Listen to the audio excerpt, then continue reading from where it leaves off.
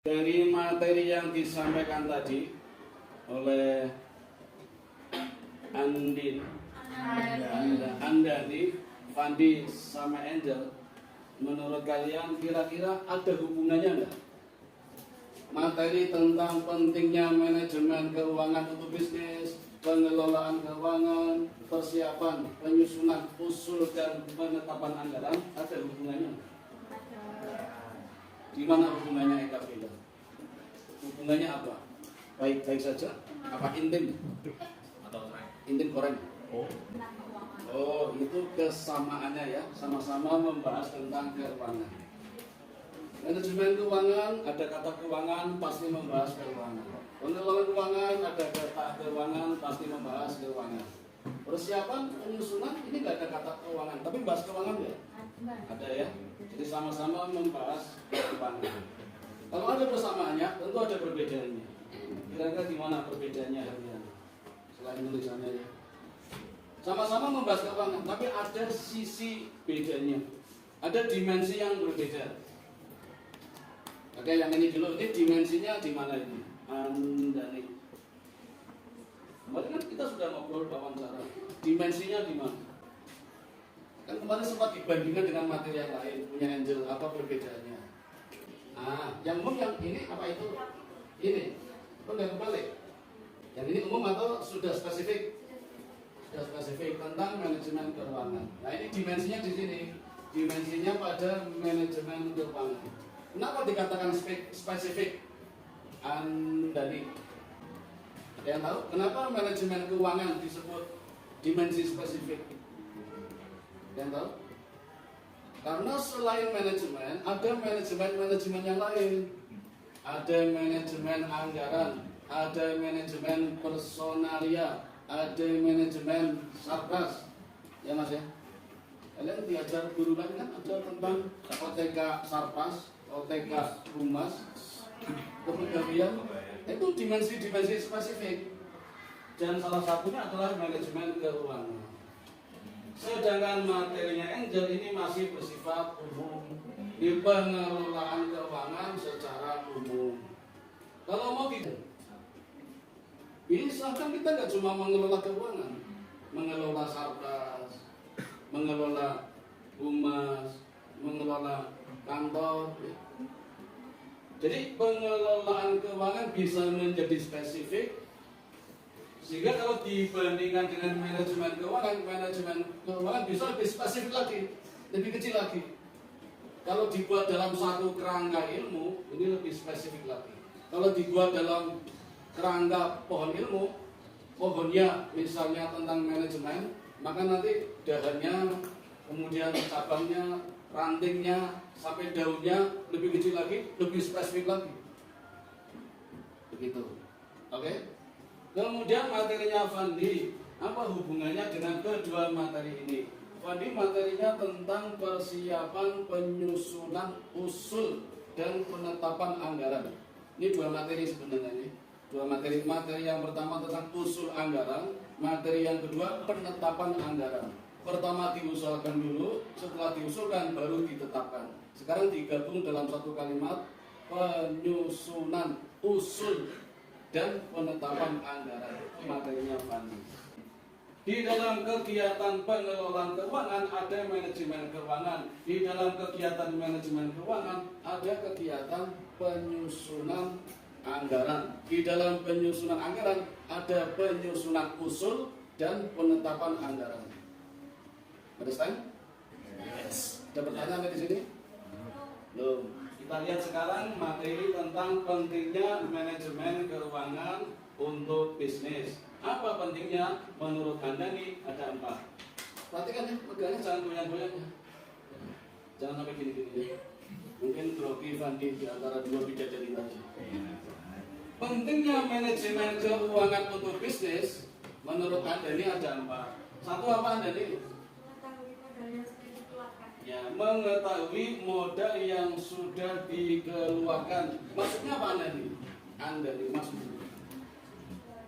Nanti kita dapat mengetahui dengan tepat jumlah dana yang keluar untuk pembelian aset. Ya, tidak cuma pembelian ya Anda nih ya. Untuk apa perusahaan mengeluarkan modal? Tadi Anda ini bilang untuk pembelian aset. You know aset? Aset apa Anda? Saatnya jam 6 dimulai. Lebih simpelnya lagi harta. Ini aset adalah, harta adalah kekayaan atau hak yang dimiliki oleh perusahaan.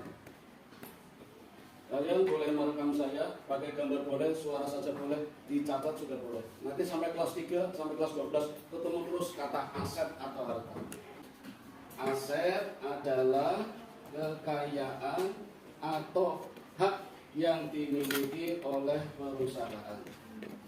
Simpelnya begitu. Aset disebut juga harta. Jadi aset adalah, harta adalah kekayaan atau hak yang dimiliki oleh perusahaan. Eliana, saya boleh tanya, harta ada berapa? Ada yang tahu?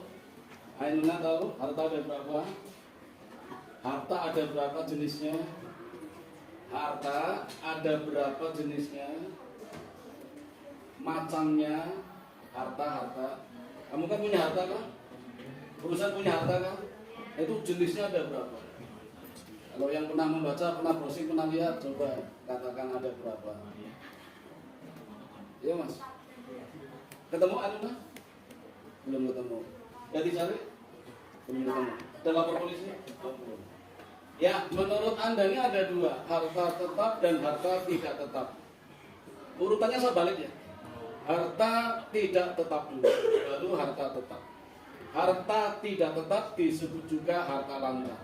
Itu secara garis besar Anda nih. Kalau mau lebih detail, harta itu ada 5 macam.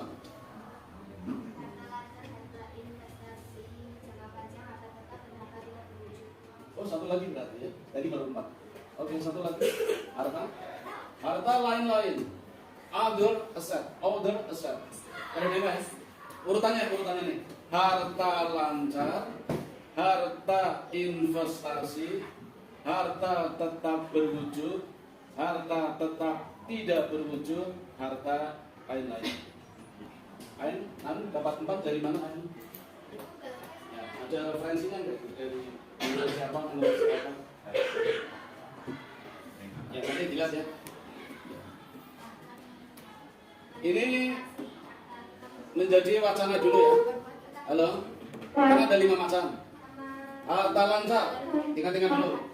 Fokus ya. Ini latihan menghafal, saya ajari biar hafalan kalian kuat, biar auditif kalian kuat.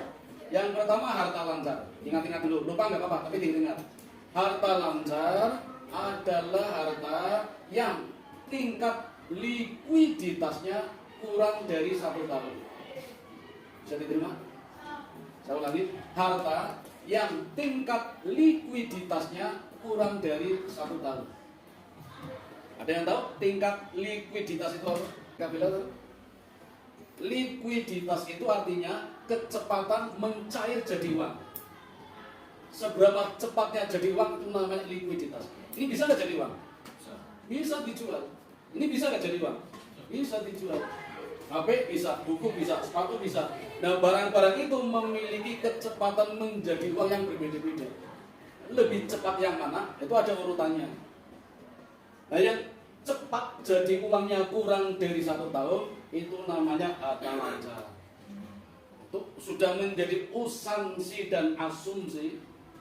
Usansi itu kebiasaan, asumsi anggapan. Urutannya yang paling cepat biasanya dimulai dari cash, uang tunai. Kan udah jadi uang, nggak perlu ditukar, kecuali dengan tukar yang baru pas butuh.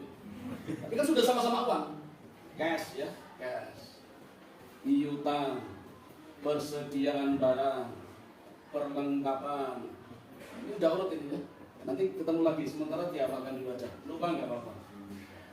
Setelah perlengkapan, nanti ada pendapatan yang masih harus diterima, beban yang dibayar di muka. Urutannya begitu. Ini masuk dalam harta lancar atau current asset, current asset.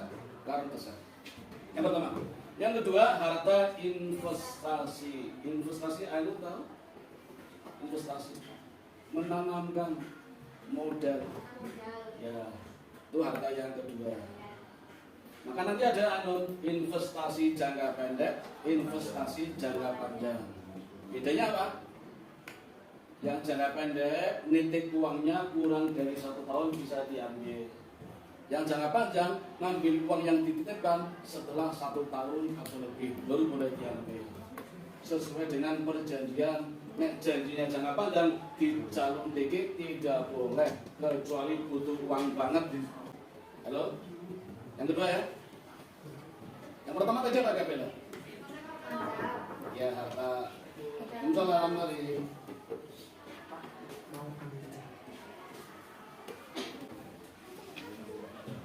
Harta lancar ya. Yang kedua harta investasi.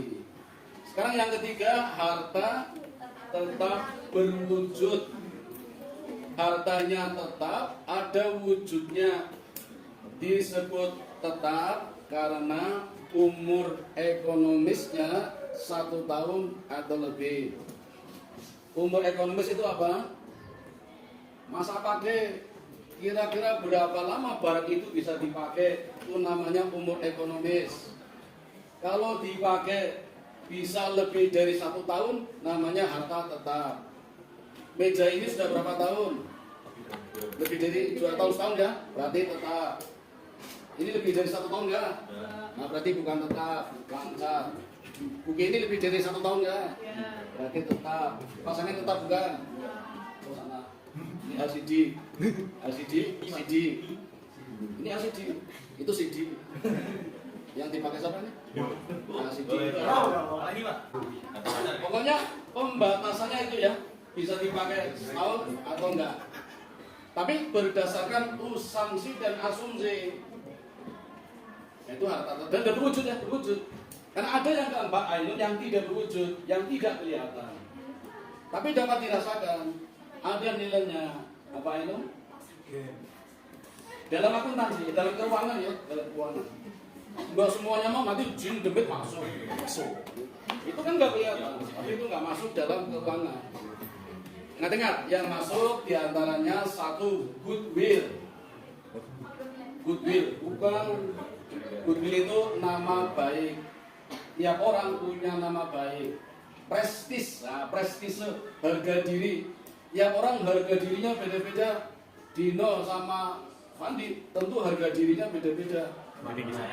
Fandi ini diajak mungkin nangis, kamu diajak ngamuan beda-beda toh. Bisa jadi. Saya punya akik sama dengan akiknya Sri Sultan. Tapi kalau akik saya jual paling 5.000 nggak laku. Akiknya Sri Sultan bisa 5 juta. Oh beda, karena harga dirinya beda, karismanya beda.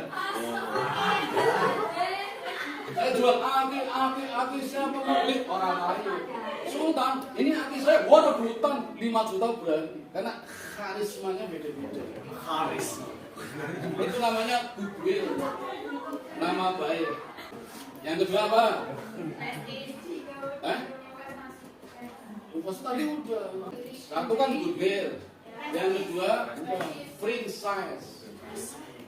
Franchise. Sekarang kan banyak ya orang jualan pakai nama sama, pemilik beda. Soto sop ayam Pak Min. Neng Dindi ono mesti spanduknya hijau jenenge Pak Min. Coba diganti sop ayam Pak Dino misalnya. Itu orang tahu. Tapi dengan menggunakan Pak Min jadi laku. Padahal orangnya sudah meninggal. Dan itu namanya beli merek ya. Franchise menggunakan nama orang lain. Dan itu bayar mahal. 100 juta untuk beli itu. Nanti dapat spanduk, dapat nama, dapat resep. Itu baru labelnya. Sedangkan usaha tiap harinya bahan bakunya nyurah ke DW, pulang lagi. Mungkin karyawannya bisa dari sana, itu namanya franchise.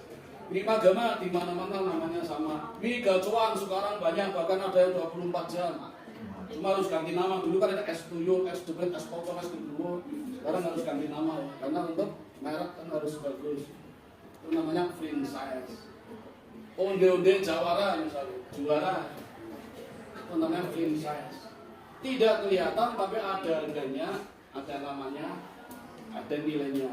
Dua franchise. Trademark, trademark, merek dagang. Marker biasanya itu. Merek dagang. Oke, itu contoh harta tetap tidak berwujud. Dan yang kelima, harta lain-lain. Harta yang masih dalam proses, belum bisa dipakai, barang bekas, masuk harta yang lain. Baik, Anda ini saya mau nanya, dari 5 harta ini, yang kamu maksudkan di sini yang mana? Mengetahui modal yang sudah dikeluarkan, Anda nih. Kamu tadi kan bilang modal dikeluarkan untuk pembelian aset. Aset yang mana? Kan ada 5. Aset yang mana? Salah satu lah, tebak yang mana? Halo? Yang lain? Tadi aset ada 5 ya? Harta lancar, harta investasi, harta tetap berwujud, harta tidak berwujud, harta lain-lain. Untuk yang nomor 1, modal yang dikeluarkan diantaranya untuk membeli aset. Menurut kalian aset yang mana? Investasi itu tidak membeli, memang mengeluarkan, tapi nitip, kan nggak beli, nggak dapat apa-apa. Dapatnya bukti investasi, bisa bentuk saham, bisa bentuk surat berharga. Nanti setelah 1 tahun dapat bagian laba, namanya dividen. Yang nomor 2 bukan, berarti investasi bukan. Oke, tinggal 1, 3, 4, 5. Tetap berwujud ya. Yang nomor 3, misalnya buat beli apa? Peralatan kantor betul, peralatan toko betul, mesin tik, komputer, brankas, lemari, meja, kursi. Itu contoh-contoh aktiva tetap atau harta tetap. Masanya lama ya. Dengan membeli peralatan tadi dapat digunakan oleh perusahaan sebagai modal untuk mengelola usahanya.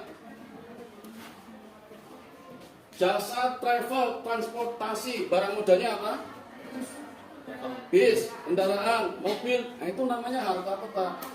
Modal yang dikeluarkan untuk membeli itu. Maka dengan membeli peralatan itu bisa menjalankan usahanya, dan dari usaha yang dijalankan mendapatkan keuntungan. You know? Toko buku, barang modalnya apa? Salah, itu barang dagangan. Yang mobil pick up untuk ngangkut-ngangkut. Masa digotong dewe buku, siapa mau beli buku. Nah, toko, kios gitu ya. Komputer bisa nggak? Bisa untuk bisnis, retail, daring, rekap juga bisa. Itu barang modalnya. Buku ya didol, masa orang didol. Terjebak kalian. Oke, dealer Yamaha, dealer Honda, yang dijual apa? Motor itu barang modal bukan? Bukan, barang dagangan. Modal itu nggak dijual tapi digunakan untuk mengelola. Yang dijual namanya barang dagangan. Saya itu heran ya sama perusahaan-perusahaan besar sekarang. Coba Honda, Yamaha, bayangkan perusahaan sebesar itu di zaman sekarang lagi krisis moneter, untuk gaji karyawannya saja terpaksa dijual motor itu. Ini jual motor coba buat gaji karyawannya.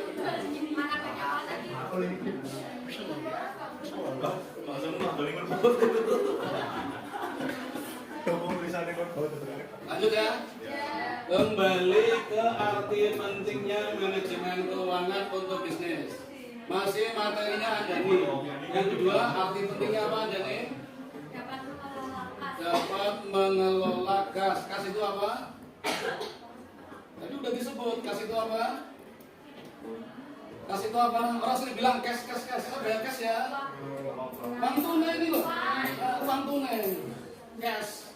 Kalau yang tidak tunai namanya non tunai. Pakai OVO bisa, GoPay bisa, Dana bisa. Bagaimana cara mengelolanya? Manajemen keuangan mengajarkan. Ya Anda nih ya. Oke. Sekarang yang ketiga apa Anda nih? Menurunkan biaya. Apa itu biaya? Biaya yang membuat kita pusing. Itu namanya biayaan. Biaya itu sejumlah dana yang dikeluarkan dalam bentuk kos untuk memperoleh pendapatan. Halo Mbak E, pergi ke sekolah perlu biaya nggak? Biaya apa saja?